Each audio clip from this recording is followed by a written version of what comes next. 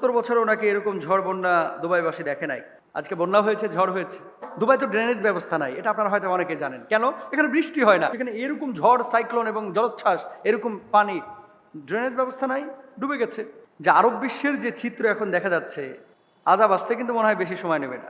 তবে দুবাইয়ে যে পাপগুলো বর্তমানে হয়েছে, দুবাইয়ে যে পাপ বর্তমানে হচ্ছে বা হয়েছে, দুবাইয়ের মতো জায়গা শুধু না, মিডিল ইস্টের যে সমস্ত জায়গাগুলোতে এই কাজগুলো হচ্ছে, আল্লাহ রাব্বুল আলামিন আযাব আরো দেবেন যদি সতর্কতা অবলম্বন না করে। কি পাপ দুবাই হচ্ছে না বলেন তো?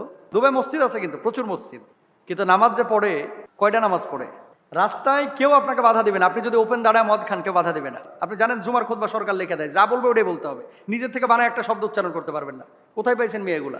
বর্তমান দুবাইয়ের শাসক যদি সতর্ক না হয়, বর্তমান দুবাইয়ের যে চিত্র যদি সতর্ক না হয়, বড় আযাবের মুখোমুখি হবে এই দুবাই, বড় আযাবের মুখোমুখি হবে এই দুবাই। উনি লিখেছেন যে, মুহতারাম, সম্প্রতি